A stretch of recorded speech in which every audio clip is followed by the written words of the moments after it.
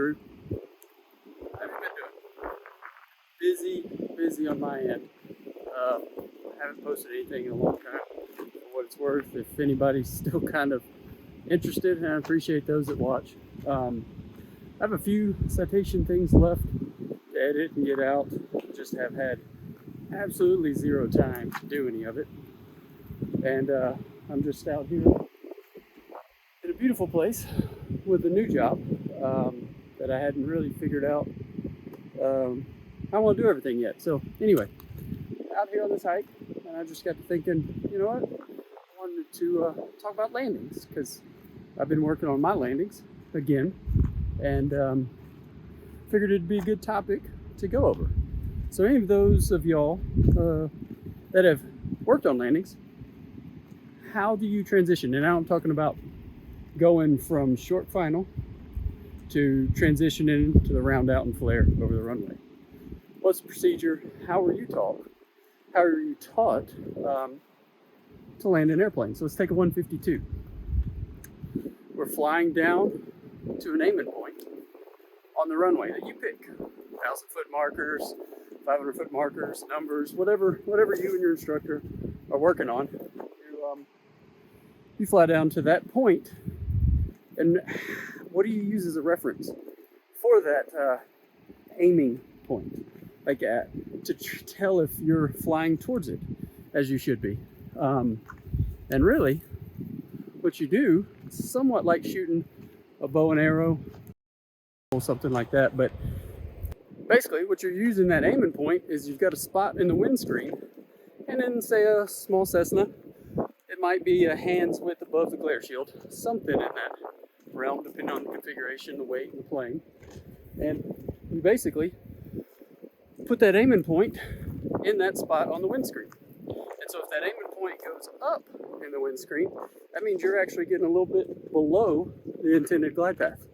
So you correct, pitch plus power, and get the outcome you want, and get back on glide path. Settle the descent rate, fly back into it, and start back down. However you're going to do that, whether you're going to increase your altitude to get back up to it or fly into it. And if that aiming point goes below, then you're getting high. If the aiming point's supposed to be here in the windscreen, and it starts to go down, that means you're getting above it, you're getting high, and you need to correct, you need to increase the rate of descent. And we use that aiming point to get ourselves down, nice, stable, configured path down through the runway. So I'm just out here in a field, and on a very walking path, and just checking for animals and stuff. But so we use that glide path, that aiming point, to make our way down the glide path. And then, are we touching down on that aiming point? Or are we just going to strike the ground when we cross that aiming point? Now, I think everybody had kind of...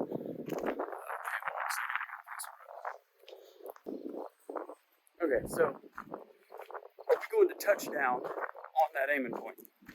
And what I was saying was, I think everybody kind of tries to find the words and explanation of these things so that they can get their points across. And people might use words like flare, round out, and maybe with intended slight differences. So I'm going to give you my version, the version I know, the version I taught. So as we fly to this aiming point, we're not going to land on it. We should land 200 feet or so beyond it in a typical small Cessna, right? So we fly down using that correction, that windscreen correction, as we just talked about, to that aiming point. When we cross over the aiming point, we're transitioned from looking at the aiming point to looking all the way down to the end of the runway, where the concrete meets the grass on the far side. And what we'll do is we'll arrest the descent and start rounding the plane out and basically bring the nose up to that horizon as though we were flying straight, level, and cruise. Now, okay, so I kind of turned off the path a minute. It got treacherous and had to get myself back on the path. So what we were talking about is once we fly over that aiming point in Cessna 152, we're going to bring the nose up to the horizon and fly all the way to where the concrete meets the grass down at the end of the runway. You're idle, pull the throttle back. I'm not going to get into the exact procedures of your aircraft, because it's going to be, different depending on what you're flying. But this is the overall concept of how to transition from the approach phase to the round out, flare, and touchdown. So what I contend is basically, once we pass that aiming point, we bring the nose up to the horizon and we start flying all the way down the runway. I'm gonna have to put these back on. It's bright out here. We fly all the way down to the end of the runway.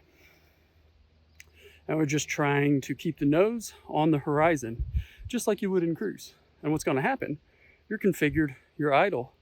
The plane is gonna continue to settle. And you are going to try to keep that nose at the horizon. You do that by pulling back on the elevator, pulling the yoke back. That's going to keep the nose back. So instead of coming in, rounding out, and flaring, what I'm saying is you fly down, you are level to flying to the horizon, and then you let the rear end of the plane kiss the ground by holding that attitude, holding that nose on the horizon. So in effect, the nose will pivot. I only have one hand, but the nose will pivot down until the wheels touch, and it should be a good, happy landing. As opposed to coming in and thinking about rounding out and then bringing the nose up and then kind of slamming into the runway this way. That's the way I always taught it. So you could do little tricks like come in, add a little bit of power when you get to that round out spot with a student.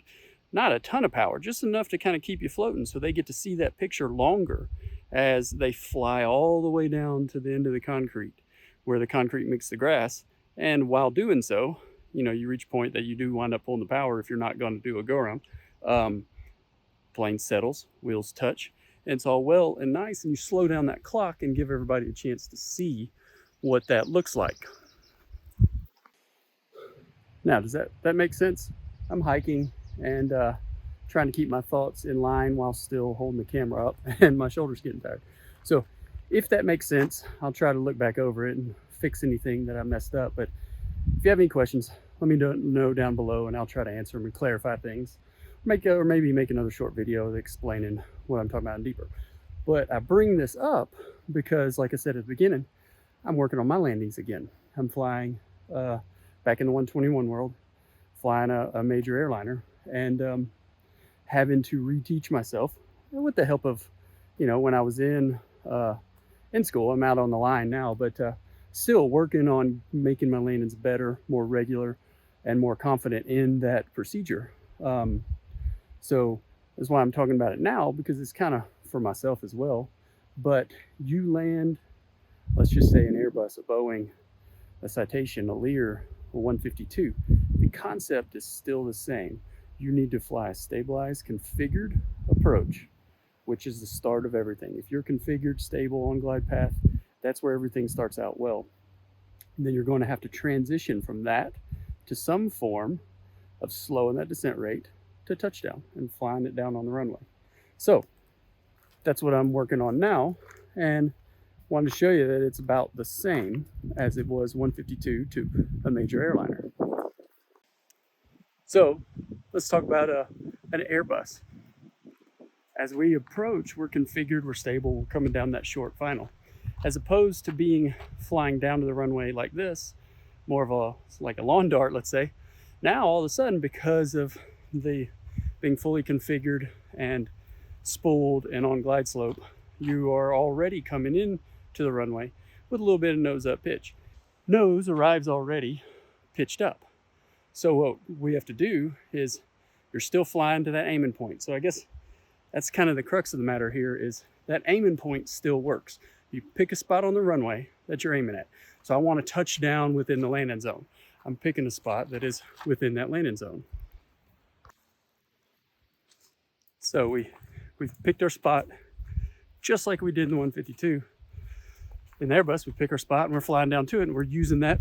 We're using a glide path and other electronic measures, of course. And you would do that. You could do that in 152 as well, but talking about the basics. You've got that aiming point in the windscreen at a certain kind of fixed point reference, and as it goes up the windscreen, you're getting too low. As it goes down the windscreen, you're getting too high, and you correct. Same exact way of flying that stabilized approach to the runway, whether in a 152 or a 205,000 pound Airbus 321. Good morning, crew. Coming to you from some hotel in Maine. We're gonna head down south and then head out to Seattle later on today. I just wanted to interject here for a second and clarify what I mean by looking all the way down the runway.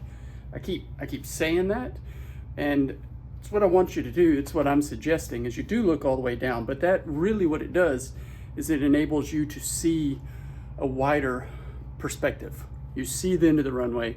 You use your periphery out the sides to see the runway going by, to assess your descent rate as it's kind of going by. If you've ever ridden a motorcycle and you're driving around a curve, you don't look right in front of you on that curve.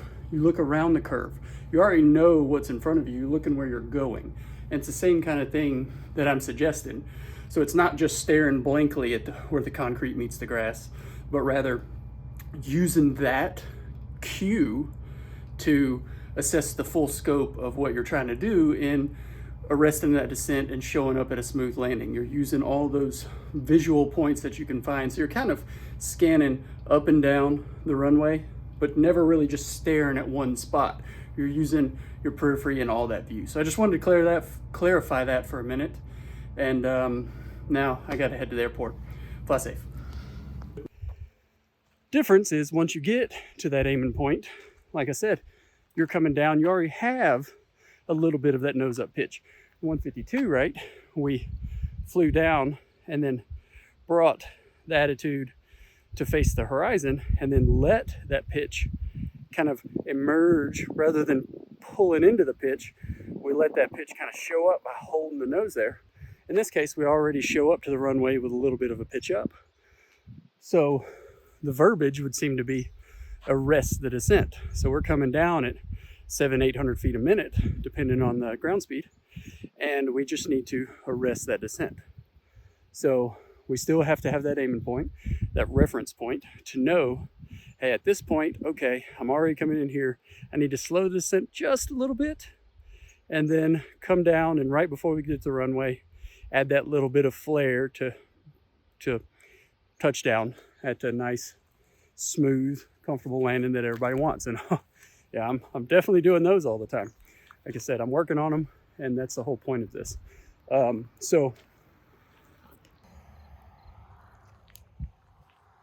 So what's used to make that transition from flying towards your reference point to that decreasing the descent rate and then the eventual brief flare to the runway, we've got a call out. It'll say 100 feet above. It's talking about it'll be 50 feet above, 50, 40, 30, 20, 10. And depending on the conditions, the plane, the ground speed, the power, the crosswind, all that kind of stuff, at some point, and let's just say about 30 feet on the Airbus, you hear 30, you just give it a little bit of backstick just to arrest that descent. So you go from 4 degrees to, or 2 to 3 degrees to 4 degrees. We're just talking a slight pitch up, and that's enough to slow that descent rate down. And then depending on the power needs, like I said, that's going to be conditional for the winds and everything. You come to idle, smoothly just bring it back to idle. Auto throttles are probably on most of the time, and you keep that attitude flying down. And then that 10 foot, as you get to 10 foot down, then you're just bringing that nose back. But the thing is, you're still looking all the way down the runway.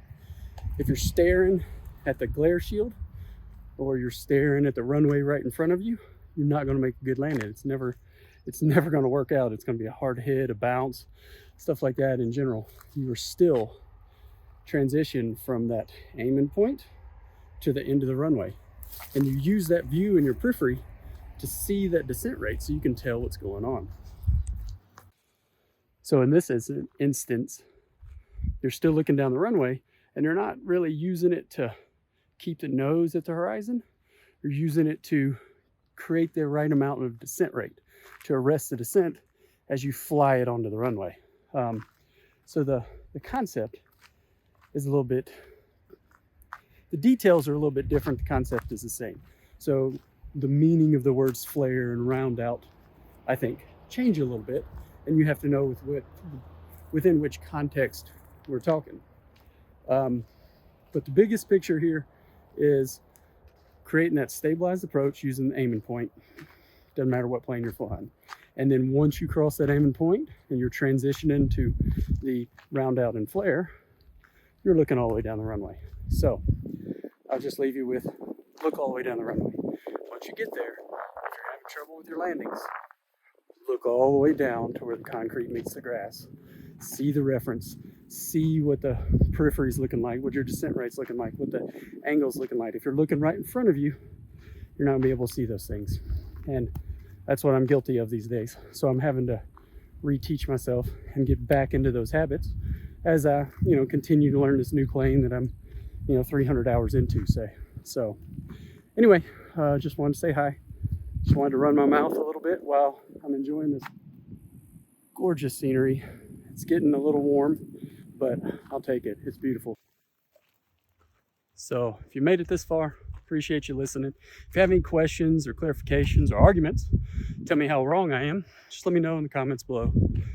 I appreciate it. And fly safe. We'll catch you in another city.